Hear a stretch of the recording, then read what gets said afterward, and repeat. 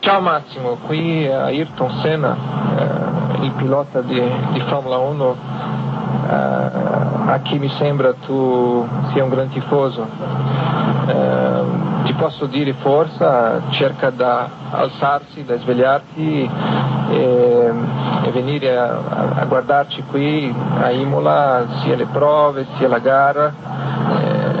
Insomma, tutti qui ti aspettano e ti vogliono molto bene, ti diciamo cerca di alzarsi, forza con la mentalità positiva e ti speriamo. Ciao, ti saluto. After 30 days, Massimo comes out of a deep coma. He is still paralyzed but can communicate well. In the last 4 years, Senna would always meet him. It was a big secret and he didn't want anyone to know. When we think of Ayrton Senna, the image that comes to mind is that of the fearless, focused, almost mystical driver in his search for perfection on the tracks. A man who defied the rain as if he were a part of it, who drove with his heart and carried an entire country with him on every lap. But there is a lesser-known side to Ayrton, a silent human side that rarely appeared in front of the cameras. This side was not measured in titles, polls, or victories, but in simple, discreet gestures that changed lives forever. Among these gestures, one stands out in a moving way. Senna's relationship with Massimo Bulzamini, a young Italian who suffered a motorcycle accident in 1990, became tetraplegic and fell into a deep coma. A boy of just 18, a passionate fan of motorsport and especially of Ayrton Senna. When all seemed lost, it was precisely Ayrton's voice, recorded on cassette tapes, that helped Massimo awaken. This story, kept in silence for years, shows that Senna's greatest legacy was not just sporting, but human. While the world applauded him for impossible overtakes, he took the time to visit hospitals, record messages of support, and dedicate attention to those who needed it most. It was an intimate, almost secret side that was only revealed after his death, but which helps to understand why Senna continues to be remembered as more than just a driver. He was, above all, an extraordinary human being. Chapter 1. Massimo's Accident. It was Sunday, March 4th, 1990, when the streets of Imola were the scene of a tragedy that would forever change the life of a young man and, unexpectedly, cross paths with that of Ayrton Senna. Massimo Bulzamini, just 18 years old, was riding his motorcycle with a friend when he was violently thrown to the ground. The accident happened, ironically, right in front of the city hospital. Massimo was immediately taken to the emergency room. The diagnoses were harsh: cervical spine injury, complete paralysis of his limbs, and dependence on machines to breathe. The young man fell into a deep coma. His family, in shock, saw their world turn upside down. A boy full of life, a sports fan, passionate about motorsport, was now silently fighting between life and death. The doctors explained that the chances were minimal. Perhaps Massimo would never wake up. Still, they suggested trying an alternative treatment, an experimental technique based on sound stimuli. The idea was simple: reproduce the voices of loved ones to keep the brain active in the hope of provoking some reaction. The family agreed. Friends started recording messages. Relatives spent hours by his bedside talking to him, as if he could hear every word. It was in this process that a detail caught their attention. Massimo was passionate about Formula 1 and had Ayrton Senna as his great idol. His room, before the accident, was filled with posters and clippings about the Brazilian. For the doctor in charge, this could be the strongest stimulus. But how to reach a 3-time world champion at the peak of his career and ask for something so personal? The answer came through acquaintances and local journalists who managed to get the story to Ayrton. To the surprise of many, Senna did not hesitate. Touched, he agreed to participate in the experiment. A few weeks after the accident, he recorded a message in Italian, a language he spoke fluently thanks to his years of karting in Europe. On the tape, Senna introduced himself. Ciao Massimo, sono Ayrton Senna, pilota di Formula 1. Devi reagire. Devi alzarti, fare forza, perché tutti ti vogliono bene e ti aspettano a Imola. Speriamo che tu guarisca presto. Ciao. It was a call to life. This tape began to be played every day by Massimo's bedside. For weeks, there seemed to be no response. But little by little, the doctors began to notice subtle signs, an involuntary movement, a change in his breathing rhythm. In 30 days, the signs intensified. Massimo was starting to awaken. For his family, it was a miracle. For the doctors, proof that emotional stimuli could break biological barriers. For Massimo, although still unconscious, it was as if his greatest idol was calling him back to life. And for Ayrton, it was just the beginning of a relationship that would change both of them forever.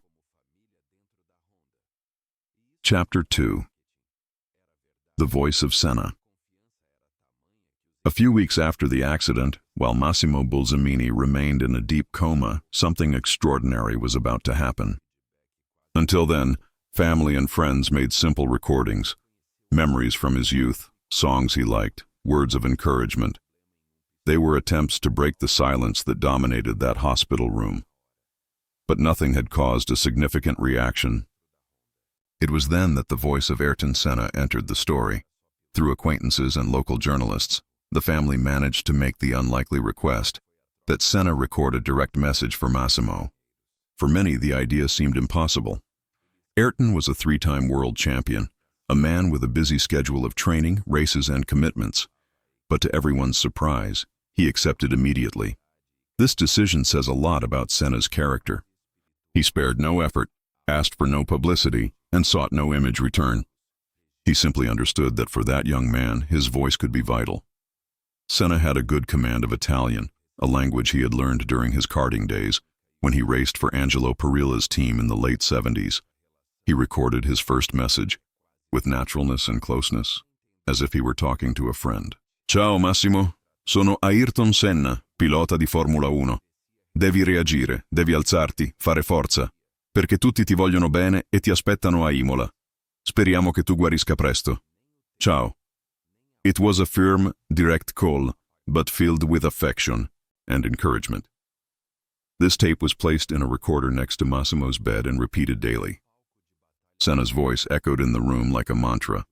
For the first few days, nothing seemed to change. The silence remained the same. The machines marked the cold rhythm of his artificial respiration.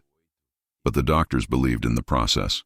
They knew that the human brain, even in a coma, could register sounds and stimuli of great emotional significance. And that's exactly what happened. After a few weeks, subtle signs began to appear. A slight change in his breathing rhythm when the tape was played, a discrete movement in his eyes, a facial muscle that seemed to react. None of this was a coincidence.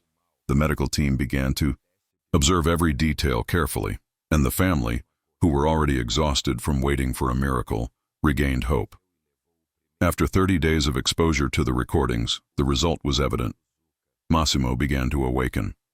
First slowly, he half opened his eyes, reacted to touches and sounds. Then, he began to give imprecise responses, but which showed real progress. It was as if Senna's voice had crossed the barriers of the coma and called the young man back to life.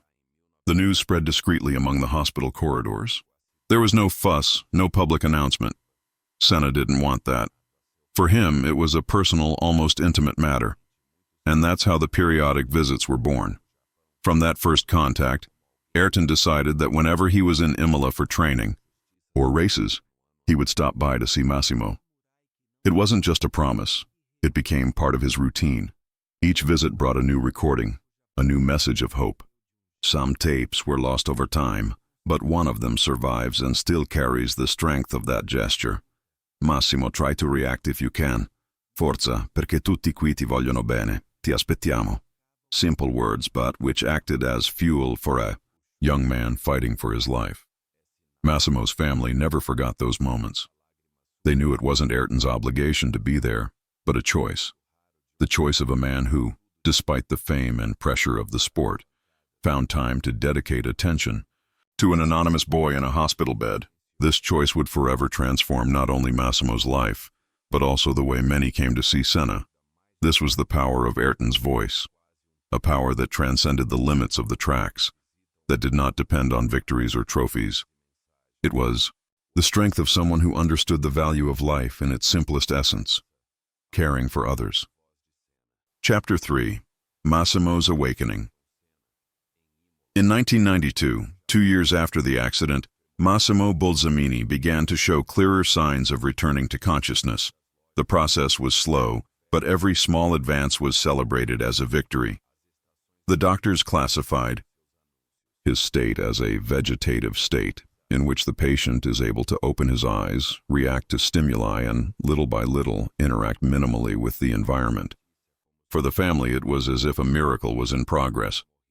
With each visit from Ayrton Senna, hope gained new life. He would arrive discreetly at the Imola hospital, often after training at the nearby circuit. He would greet the doctors, sit by the hay bed, and talk to Massimo. They weren't technical conversations about cars or racing strategies. They were simple words, filled with humanity. Forza Massimo, sei forte, sei che ce la farai. Be strong, Massimo, you are strong, I know you will. Make it. One episode in particular marked this period. To stimulate Massimo, the hospital improvised a television connected to a boat battery, as it was risky to connect it to the electrical grid alongside the medical equipment. With this, he was able to watch games of Juventus, his favorite team. One day, while watching a game, the door to the room opened. To his surprise, it was Ayrton Senna who walked in. The young man, still with limited movements and speech, couldn't believe what he was seeing. It was as if the voice that had accompanied him on tapes for months had taken on a body and a smile before him. Later, Massimo would describe this meeting as one of the most emotional moments of his life. I was happy and emotional at the same time.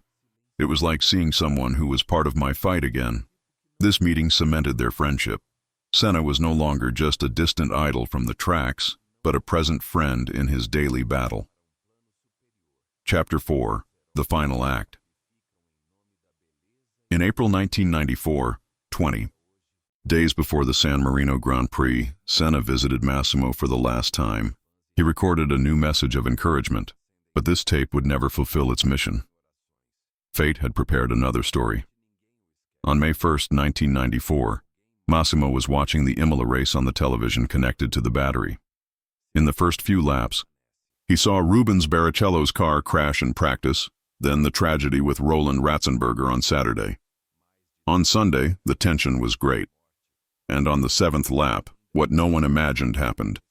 Ayrton Senna lost control of his Williams on the Iozzo Tamburello corner and violently hit the concrete wall. Silence filled the room. Massimo, who had so often received encouragement from Senna, now watched his friend's drama helplessly. A few minutes later, he heard the sound of the helicopter that was flying over the hospital. It was the one transporting Ayrton to Bologna. The only thing I could do was pray for him, he would recall. At 6:40 p.m., the doctor Maria Teresa Fiandri officially announced Senna's death. The world cried.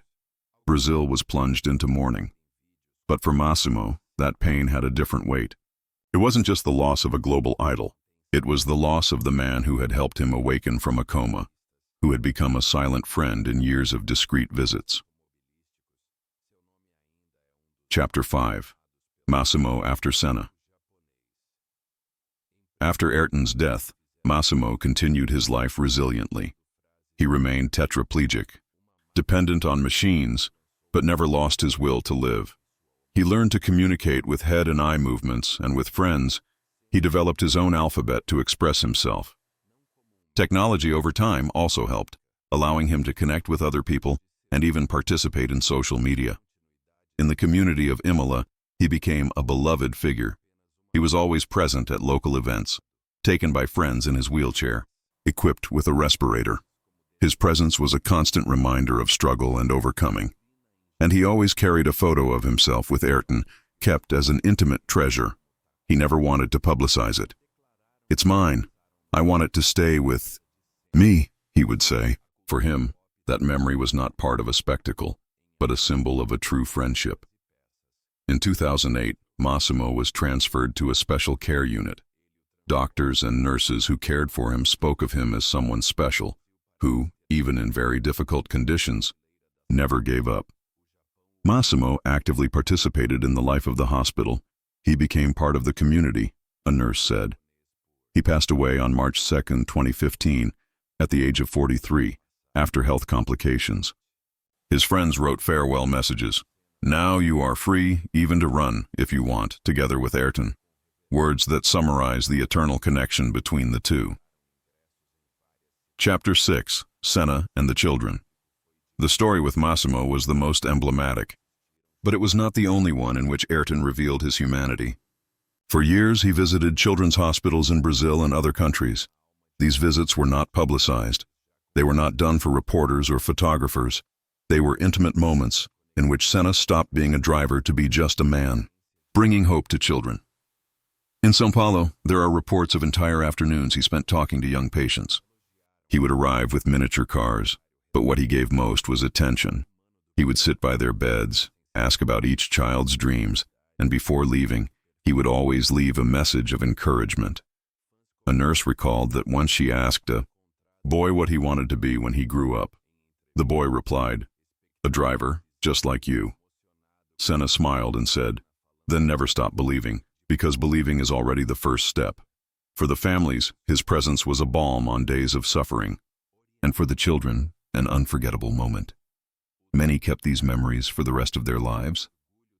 This sensitive side of Senna was rarely shown in public, but perhaps it is what most explains his permanence as a human idol, not just a sporting one.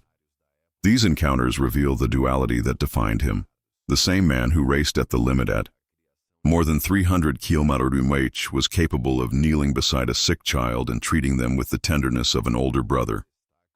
This ability to transit between strength and tenderness is what made Ayrton Senna so unique. Chapter 7. Support for young drivers. In the Formula One pits, Ayrton Senna was seen as a tireless competitor, someone who didn't give rivals an easy time. But off the track, his attitude with young drivers revealed another facet. He remembered well what it was like for him to arrive in Europe in the late 70s, carrying little money, but a lot of talent and determination. He slept in workshops, ate makeshift meals, and depended on the generosity of a few friends and the support of the kart builder Angelo Perea. Therefore, he never forgot how difficult it was to start. Upon reaching the top of Formula One, Senna began to give back. Reports from drivers of that time show that he frequently offered advice in the pits, even to those who could be his future rivals. He talked about discipline, about never relaxing in physical and mental preparation. He reinforced that talent without dedication was useless, and that humility was an indispensable quality to remain in the sport. But he didn't limit himself to words. There are stories of young people who received borrowed helmets, used suits, and even direct contacts with team bosses from Ayrton. For many, that gesture was the difference between continuing to dream or giving up.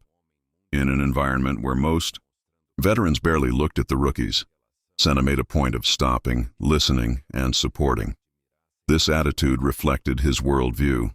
Ayrton believed that victory had no value if it was only individual. For him, paving the way for others was also a form of winning. This explains why, even being so tough in track disputes, he cultivated respect off of it. Young drivers saw in Senna not just an unreachable rival, but a reference and, in some cases, a silent mentor. It was one more proof that his greatness was not measured only in titles but in human gestures. Chapter 8. Solidarity in Silence. While the public followed his spectacular races, Senna led a parallel life of solidarity in Brazil. He made significant donations to schools, charities, and needy communities. But all in silence. He never sought publicity for these actions. On the contrary, he asked for discretion. There are records that Senna even bought medical equipment for Brazilian hospitals, helping to treat patients in needy regions. He also supported educational projects, convinced that education was the surest way to change the country's future. In one of his best-known interviews in 1993, he declared, "If I can leave a legacy of hope and opportunity for the children, it will have been worth it." His sister, Vivienne Senna, revealed after his death that Ayrton was already talking about creating a foundation focused on education. This desire was transformed into the Ayrton Senna Institute, founded in 1994. Today, the institute impacts millions of children and young people in Brazilian public schools, offering opportunities that Ayrton dreamed of seeing come true. These silent gestures reveal a deep conviction. Ayrton believed that his gifts as a driver came from God and that it was up to him to give back in some way. His faith drove him to help without expecting anything in return. For him, goodness only had value when it was true and disinterested. This trait, more than the victories, explains why his memory remains alive in so many people who were not even Formula One fans. Chapter 9. The Human Senna. The sum of all these stories, the friendship with Massimo, the visits to children's hospitals, the support for young drivers, and the silent donations, builds an image of Ayrton Senna that goes far beyond that of the three-time world champion. He was, above all, a man aware of his social and spiritual responsibility. While on the tracks he showed coldness, technique, and daring.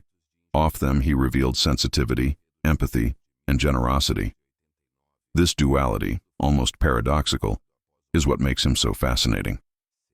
He was capable of racing at the edge of death, and on the same day, sitting next to a sick child with the delicacy of an older brother. Perhaps that's why, almost 3 decades after his death, Senna still moves people.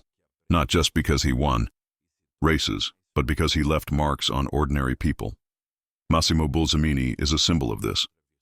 A young man who returned to life after hearing his voice. But how many others were not impacted anonymously, whether by advice, a hug, or financial help? This human Senna explains why his memory does not belong only to motorsport. It belongs to humanity. He transcended the sport and became a reference for values. He was an idol, yes, but he was also an example of how true greatness is in the gestures off the podium. Chapter 10. The Invisible Legacy. Looking at the entire trajectory of Ayrton Senna, we realize that his legacy is not limited to statistics. He won 41 races, conquered 65 poles, and 3 world championships. But his greatest victory was invisible, transforming lives in silence. The friendship with Massimo showed that the voice of an idol can literally bring someone back to consciousness. His visits to children's hospitals revealed that a smile can be more valuable than any trophy. His support for young drivers demonstrated that opening doors is as important as going through them. His silent donations showed that true kindness dispenses with publicity. This is the Senna that few knew, but who needs to be remembered. Because in the end, it's not just the high-speed corners that made him eternal. It was his humanity. Irredeemable ability to look at others, to use his success as an instrument of hope, to live with the conviction that winning is not enough if the victory is not shared. And perhaps that is why Ayrton Senna still moves the world, even decades after his death. He was not just the greatest driver of his generation. He was someone who, in silence, showed that true greatness is in doing good, a champion on and off the tracks. When we remember Ayrton Senna, the image that first comes to mind is that of a fearless driver who accelerated as if moved by something greater than the very desire to win. He represented speed, courage, overcoming.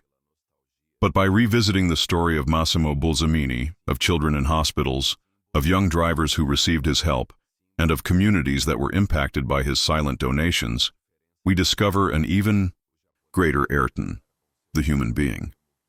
This is the dimension of Senna that few knew. The one who, without cameras, without microphones, and without seeking applause, entered hospitals to hold the hands of children, to record tapes for a young man in a coma, to talk to families in pain. The one who used the time between training and races to give hope to those who had lost almost everything. This invisible, discreet, but powerful side is what explains why his memory remains alive in the hearts of people who didn't even follow Formula One. The story of Massimo is perhaps the clearest proof of this human legacy. A young man who spent weeks in a deep coma without reacting to anything, until Senna's voice, repeated on cassette tapes, broke the barrier of silence and brought him back to life. 30 days were enough for, upon hearing his idol encouraging him to fight, Massimo began to awaken. There is no statistic in motorsport that can translate the greatness of this gesture, because there it wasn't Ayrton Senna, the 3-time champion. It was Ayrton Senna, the man, and this man continued to multiply gestures that would only later come to light. He supported rookie drivers, financially helped institutions in Brazil, dreamed of a foundation for children, and, even without seeing it, laid the foundation for the Ayrton Senna Institute, which today impacts millions of young people. His faith, his spirituality, and his sense of mission shaped a life that, although brief, was intensely meaningful. Therefore, when we talk about Ayrton Senna, we need to remember, he was more than numbers, records, and titles. He was an example of humanity. Someone who proved that true victory is not just in the final checkered flag, but in the ability to transform lives along the way. And this is where the invitation to you comes in. If this story touched your heart, share it. Tell it to someone who might only know Senna as a driver, but not as a human being. Write in the comments what moved you most in this account. And above all, keep this memory of solidarity, compassion, and faith alive. Subscribe to the channel, activate the bell to receive the next stories, and if you believe that Senna's legacy goes beyond the tracks, write in the comments, Senna lives. Because while his victories are remembered in numbers, his human gestures remain eternal in what really matters, people's hearts.